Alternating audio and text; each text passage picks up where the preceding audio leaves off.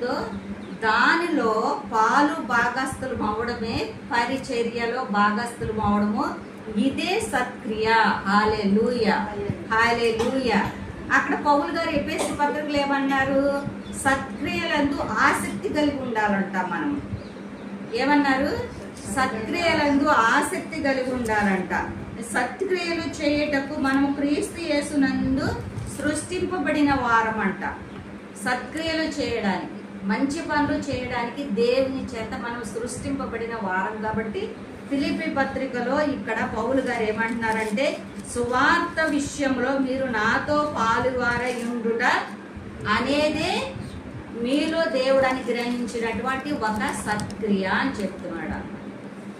ఇలాంటి సత్క్రియలు, మంచి పనులు చేసినప్పుడు మనము ఏం చేస్తాము, ఎలా ఉంటాము అంటే, ఇలాంటి మంచి పనులు చేసినప్పుడు అది ఏదైనా కావచ్చు. ధనవంతులు ధనము చేత దేవుణ్ణి, సంఘాన్ని గణపరుస్తారు.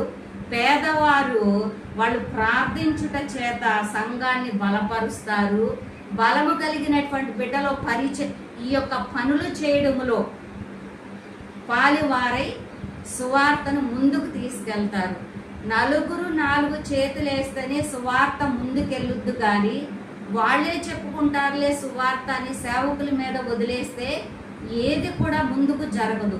ఇలా మనము సువార్తలో పాలి భాగస్థులమయ్యి ఇలా చేసేటువంటి సత్క్రియలు చేసినప్పుడు మనం ఎలా ఉంటామో తెలుసా? తల ఎత్తుకునే వారిగా ఉంటామంట. హల్లెలూయా.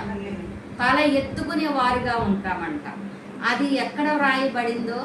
సత్క్రియ చేసిన వారు తల ఎత్తుకుంటారు, సత్క్రియ చేయనటువంటి వారు తల దించుకుంటారు. ఏదైనా ఎవరికి తోచినటువంటి పనిలో వాళ్ళు భారీ భాగస్వాములు అయినప్పుడు వాడు ఏమవుతారట? తల ఎత్తుకుని నిలబడతారనమాట. లేదంటే సిగ్గుపడతారు, తల దించుకుంటారు. నువ్వు చేసినది మంచి పని కానప్పుడు ఏం చేస్తావు? నువ్వు తల దించుకుంటావు. అదే నువ్వు చేసింది మంచి పని అయితే తల ఎత్తుకుంటావు. హల్లెలూయా.